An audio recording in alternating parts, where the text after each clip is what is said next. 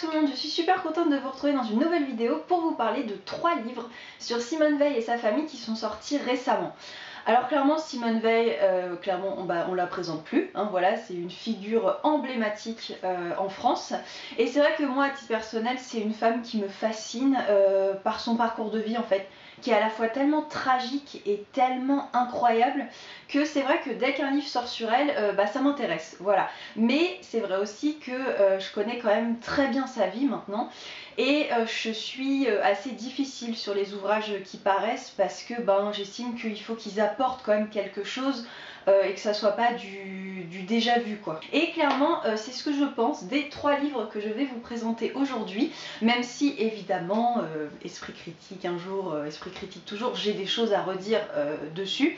Il n'empêche qu'ils m'ont quand même beaucoup intéressée et je voulais vous en parler. Mais je tenais à préciser que je n'ai pas lu l'autobiographie de Simone Veil, donc qui s'intitule Une vie.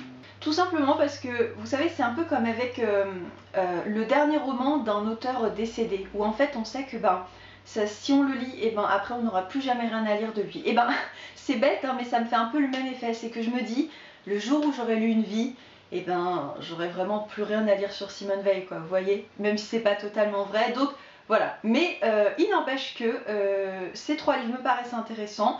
Je pense quand même qu'ils apportent, de par leur ligne directive, quelque chose d'un petit peu nouveau, même si évidemment on doit quand même le retrouver dans son autobiographie, et je pense qu'ils peuvent quand même vous intéresser, donc on va démarrer tout de suite. Le premier livre dont je vais vous parler, c'est Les Inséparables, Simone Veil et ses sœurs de Dominique Missika, qui est sorti l'année dernière aux éditions Le Livre de Poche. Dans ce livre, l'autrice, elle a voulu en fait développer le côté retour à la vraie vie après la déportation. Et ça, c'est quelque chose qui m'a beaucoup intéressée parce que finalement, quand on parle de la déportation de la famille de Simone Veil, on parle toujours de la déportation en tant que telle, de leur arrestation, tout ça, de leur vie avant et de comment ça s'est passé dans les camps. Et on développe jamais en fait comment ça s'est passé pour elles à leur retour. Et c'est ça en fait que l'autrice veut mettre en avant. Ce côté où finalement elles n'ont pas eu d'écoute particulière, elles n'ont pas eu de suivi psychologique, leur récit a été rejeté, on ne voulait pas entendre ce qui s'était passé là-bas. Voilà, tout ce côté-là et ce côté aussi où finalement même les gens qui tentaient d'être bienveillants pouvaient pas comprendre, parce que jamais personne ne peut comprendre ce qui s'est passé là-bas quand on l'a pas vécu. C'est même si on dit j'imagine, non, en fait dans le fond on peut pas imaginer l'horreur que c'était. Et donc comment malgré ça elles ont réussi à se construire et à avancer malgré tout. Voilà, c'était un axe que j'ai trouvé très intéressant. Maintenant j'ai trouvé que elle allait beaucoup trop vite sur la famille, la présentation de la famille, le début de la guerre, l'arrestation et la déportation. En fait, on sentait qu'elle voulait vraiment arriver au cœur de son sujet qui est le retour de la déportation. Ce que j'entends, parce que le but c'était pas de rabâcher des choses qu'on sait déjà, mais quand même un minimum quoi, vous voyez, parce que en fait, on développe aucune émotion de ce qu'on lit, alors que c'est quand même horrible ce qui leur est arrivé, et cette émotion elle est nécessaire pour ensuite comprendre, en tout cas essayer de comprendre ce qu'elles ont vécu à leur retour. Et du coup voilà, j'ai trouvé ça un petit peu dommage de passer aussi rapidement sur ça, mais voilà, le livre n'en est pas moins resté intéressant, d'autant plus qu'au milieu il y a des photos, quelques photos que moi je ne connaissais pas et que je n'avais jamais vues. Quelques photos de famille, certains papiers également, donc voilà. Petite lecture quand même intéressante, mais à ne pas faire si on ne connaît pas vraiment en détail la déportation de Simone Veil et de sa famille. Le deuxième livre dont je vais vous parler, c'est Miarca d'Antoine Demeaux, publié aux éditions Phébus. Comme je vous disais sur Instagram, quand j'ai vu le livre, la première chose que je me suis dit c'est fou, on dirait Simone Veil. Et en fait, il s'agit de Denise, qui était donc la deuxième sœur. Il y avait Madeleine, Denise, Jean et Simone. Et en fait, Denise, elle a eu un parcours pendant la guerre et de déportation qui a été complètement différent du reste de sa famille, parce qu'en fait, elle s'est engagée dans la résistance.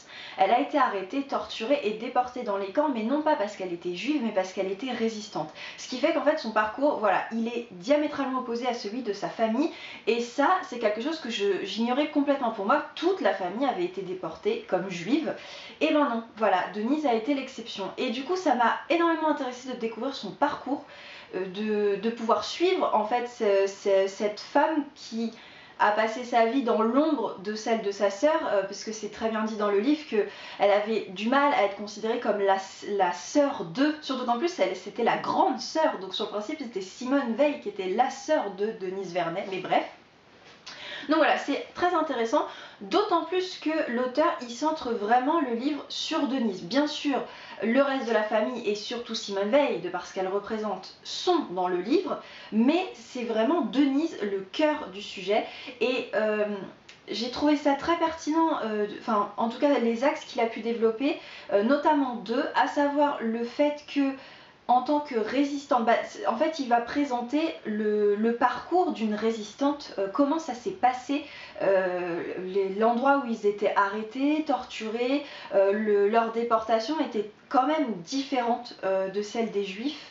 Et après leur retour de déportation, ils n'ont pas eu le même traitement non plus. Donc ça c'était très intéressant de découvrir ça, parce que sincèrement je l'ignorais, voilà, faut pas avoir honte de le dire. C'est quelque chose finalement on nous a pas développé au collège et au lycée quand on nous a parlé de la Seconde Guerre mondiale, donc c'était très intéressant. Et ensuite ce qui m'a aussi beaucoup intéressé dans ce livre, c'est qu'il a recopié énormément de correspondances des trois sœurs avant et après la guerre. Ce qui fait que on a énormément d'extraits de lettres qui nous permettent d'entrer dans leurs pensées, dans leur état d'esprit, dans ce qu'elles ressentaient. Et j'ai trouvé ça super intéressant parce que c'est la première fois que je lis un livre sur Simone Veil qui met ça en avant. Voilà, donc c'était une très bonne lecture, mais j'ai quand même un point qui m'a beaucoup agacée, c'est que j'ai vraiment eu le sentiment que l'auteur n'avait pas réussi à décider s'il voulait faire une biographie ou un roman biographique, ce qui est quand même pas la même chose. Ce qui fait que c'est quand même donc présenté comme une biographie, on s'attend à ce que les faits soient énoncés de façon factuelle, c'est le cas de le dire, voilà, factuelle. Et non, on a de longues descriptions, des belles paroles, des métaphores, il divague un peu sur des choses, oh là là, surtout au début, qu'est-ce que ça m'a énervé. J'étais là, mais recentre-toi en fait, recentre-toi, on s'en fout de ça, c'est, stop, tu vois, c'est une biographie, sinon il fallait faire un roman biographique, voilà, ça m'a un peu énervé, mais après, c'est surtout au début, et après ça se calme un petit peu, et comme c'était intéressant, ça a pris le dessus. Mais je tenais quand même à le dire. Et enfin, le dernier livre que je voulais vous présenter, c'est Simone Veil, Pensées livres d'Olivier Rosenberg, publié chez Librio ce mois-ci.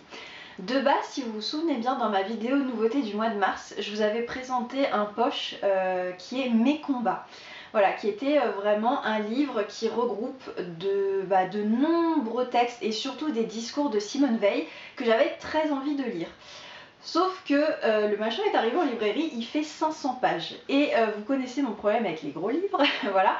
Non pas que je ne veux pas le lire, mais c'est juste qu'il est vraiment gros et en fait j'ai pas le temps. Voilà, en ce moment je n'ai pas le temps, donc j'étais un petit peu dépitée. Et là, je ne l'avais pas du tout vu passer, mais ce petit livre est arrivé, donc ce mois-ci en librairie, basé sur le même concept, si ce n'est que là, en fait l'auteur a pris que des extraits, ce qui fait que c'est vraiment tout petit. Et je me suis dit, écoute, allons-y. Et clairement, pour quelqu'un qui veut avoir des citations de Simone Veil, mais sans lire quelque chose de trop long, mais c'est l'idéal. Parce qu'en plus, l'auteur a vraiment regroupé ça par thématique. Donc en fait, vous avez une première partie qui est donc déportation, judaïsme et mémoire. Ensuite, deuxième partie, la cause des femmes. Et troisième partie, une femme politique républicaine et européenne. Et puis après, dans une dernière partie, ce qu'il appelle une femme de caractère, où là, ça va surtout être des personnes qui l'ont côtoyée, qui vont parler un petit peu de comment elle était. Mais du coup, c'était super intéressant, hyper concis, quoi.